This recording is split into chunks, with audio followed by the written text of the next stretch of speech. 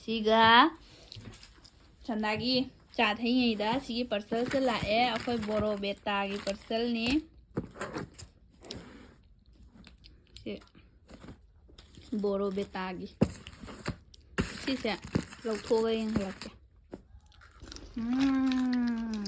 thon na te do boro beta uji oi re boro beta ei po no jang si na u pi dei ne ya nung si ne daba de ka pira dana ayya oi boro beta nangi pot angang no pi ba ni nai na sum si se si bi yan lo ba hey cheleng peleng ma hai phe ja mi ne mai si di ayya si de ko no thok to re ahum mari ta hai na i raga ha Kujamamni sidi. video ta hai khani na ta. Asengwani aina jengwada si manga taru khatang da ni ne aduga laina kyam jamnu jungu. Ayya ma khal. Si ta ngang ajani kana na ni. Asigi angangi nazar gi si leiba se aigonda pieces only taru khatang ne aina utlaga laina khujam ma kyanu jingam ta thige. Ama ani ahum mari manga taru taret nipan Mapan, Tara, Tara Matoi, Taranithoi, Tara Hundoi, Tara Mari, Tara Manga, Tara Taruk. Kya 16 kak, solo kak. I got the see they got the New Year gift period in Flipkart na. Ayya, I got the Taruk Hatang Utlaga Tara Taruk oi later me. Sige daw ni Madi. Si wala ram chow rani akhoi gi dudi. Daisu ya marawi New Year gi gift pibirak pai damangta thank you Flipkart. Natraga akhoi gi angang se marai bak jam phaiye mai pot order tawda double lae tawi. Good morning. Masina ai gi sofa gi cover ni kuire order tawge aina leibado.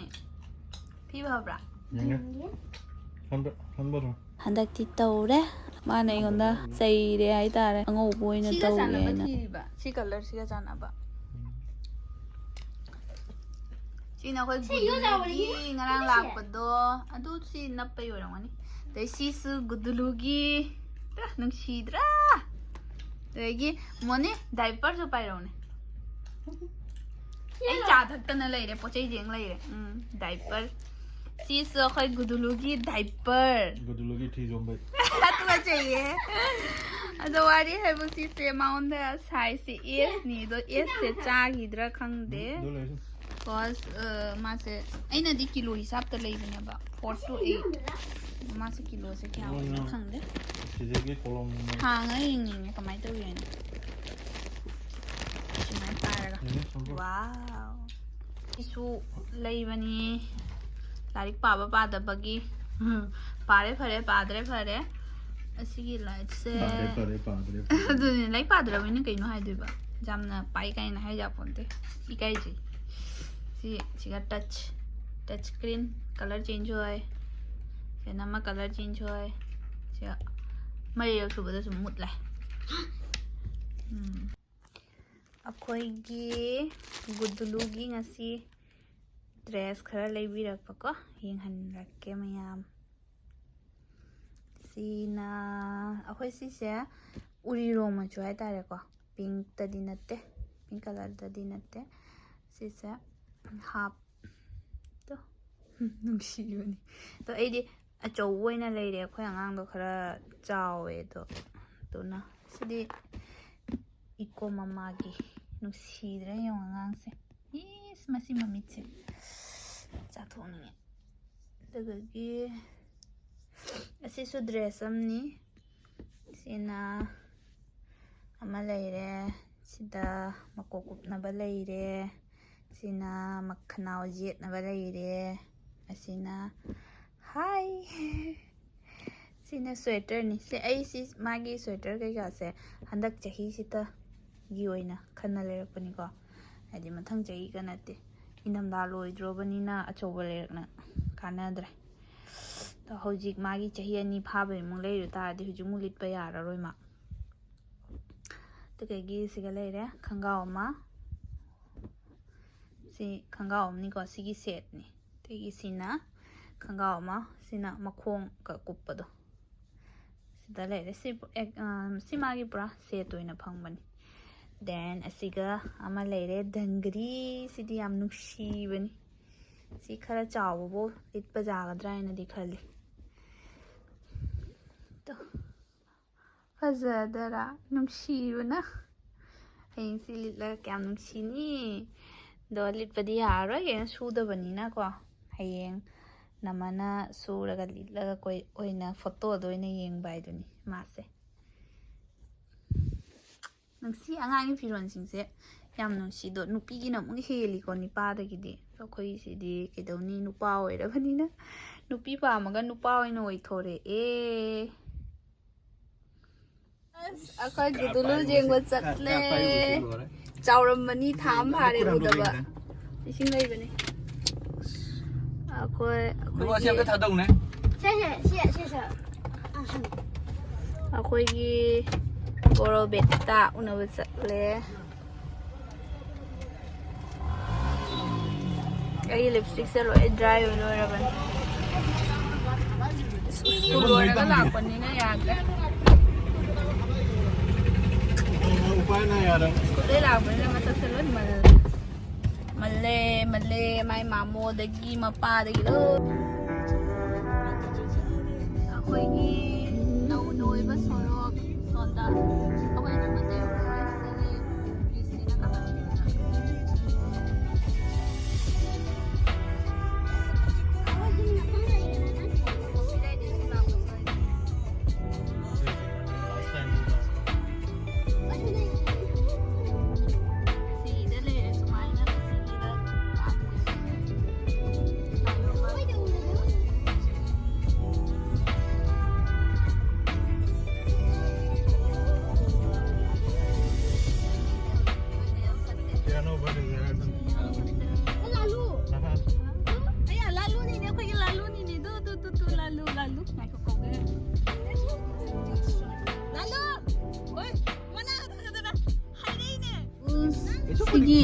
matik sina phujaba but lambi khara pikpa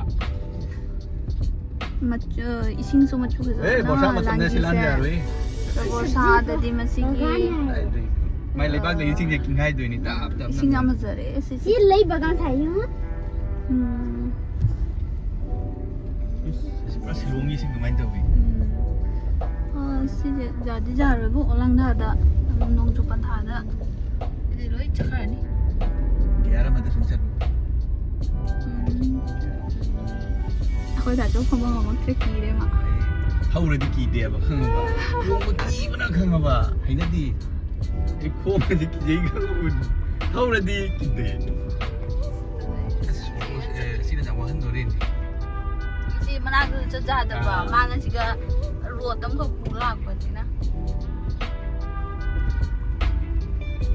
si kitang nung daga si chare tum cha chale chale su ai ko nu mi cha jalan no akhoi doi lan chi khara space lai da na adi bat law no khoi di gear da chingat ki jaye ba adu shu I rickshaw se ki da mari ni sigi lambi se ma Akhoi budi phare se four wheeler ni khanga ba powerful gari da phami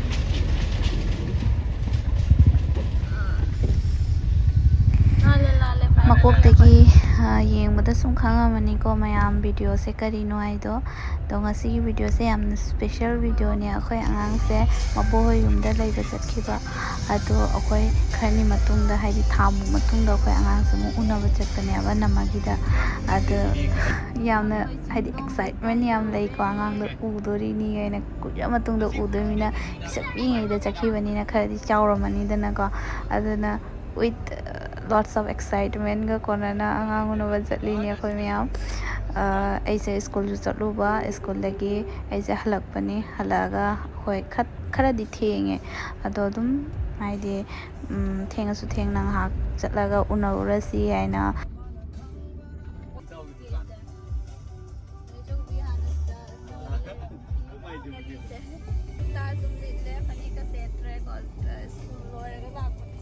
가리 잠만들디네. 아무 겨울에 있어.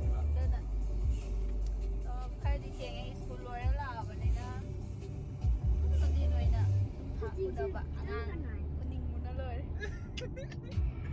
자우라마니 다음 팔에 우다바.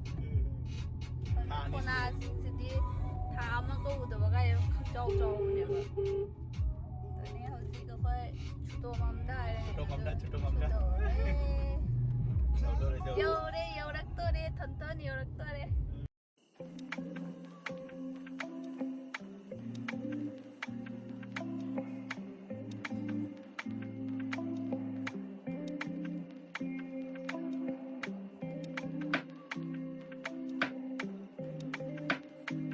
योरे योरे थनथन उड़नी left and center. 먼저 오고 당연했대. 이제 운동한데. 똥으로 가는데. 거기 뭐라고 했다. 똥으로 가서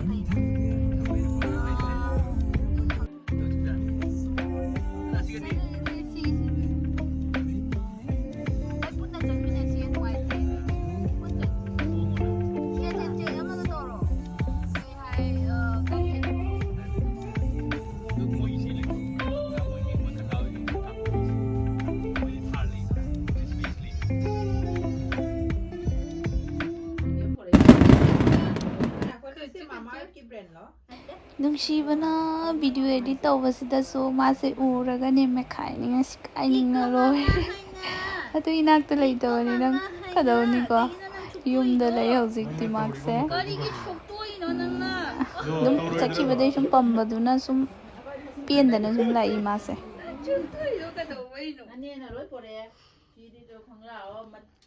Danggri도 danggri도 cawi kadang cawraga cawi mà giá này đang nhìn leng ta mồi rồi mà đấy kadang cawraga jani Em udah jing rồi nè. Iya. cái gì này 무슨 막 속도이세요 속도이세 Lại sụp tóc con này. cái gì là 속도이도 mà cha sẽ uống trong thế black and white cái dầu ra mà chú nhầm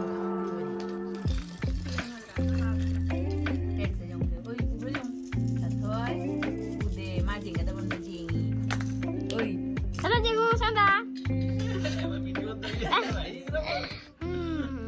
마사가 세정 마사가 형 난이 밤봉 난이 두 리스니네 만세 노이세 간도 나들아 간도 나들아 너무 남진게 한번 gì thì vậy nào 한번 소야지 ô thu gái đi nè hay chú gì thì con Nó tuổi gì?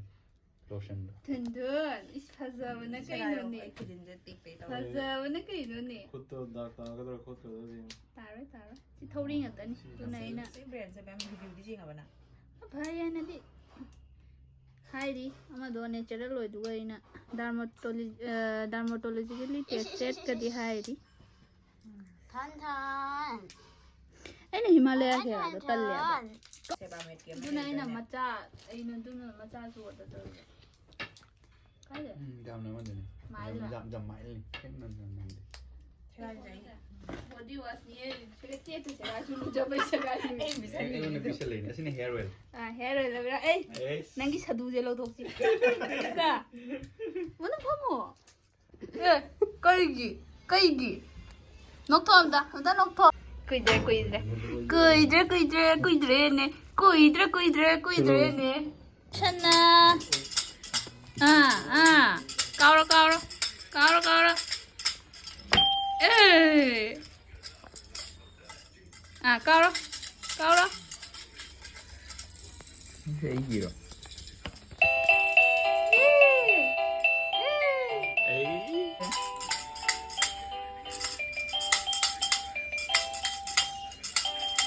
레디 한번 당도해봐 레디 오 당도해봐 Em mau. Này phúc dây tôi đi mà đấy thì. Cái 던져 Ada pamgis. 잡아세 Pakai mana? 그즈 Oh.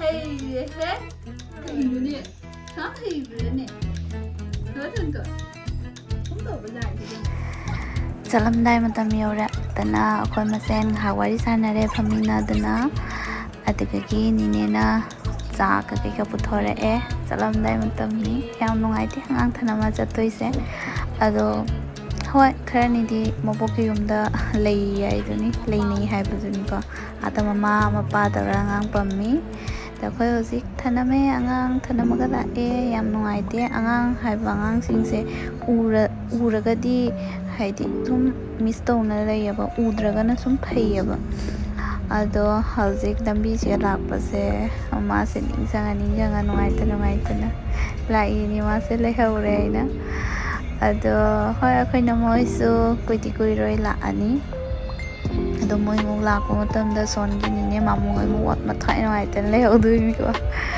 ꯑꯗꯨꯅꯤꯗ ꯃꯌꯥꯝ ꯑꯃꯨꯛꯀ ꯃꯊꯪꯒꯤ ꯚꯤꯗꯤꯑꯣꯗ ꯑꯣꯏꯅ ꯎꯅꯔꯁꯦ ꯉꯁꯤꯁꯦ ꯗꯤꯟꯁꯨ ꯌꯥꯝ ꯐꯕ ꯄꯨꯔꯅꯤꯃꯥ ꯑꯣꯏꯕ ꯑꯗꯣ ꯊꯥꯒꯁꯦ ꯐꯖꯗ꯭ꯔꯦ ꯌꯦꯡꯉꯣ ꯐꯖꯃꯟꯅ ꯅꯝꯃꯤꯅꯤ ꯑꯗꯨꯗꯤ ꯍꯔꯦ ꯀ꯭ꯔꯤꯁꯅ ꯃꯌꯥꯝ ꯑꯃꯨꯛ ꯑꯇꯣꯞꯄ ꯚꯤꯗꯤꯑꯣ ꯑꯝꯗ ꯑꯃꯨꯛꯀ ꯊꯦꯡꯅꯔꯁꯤ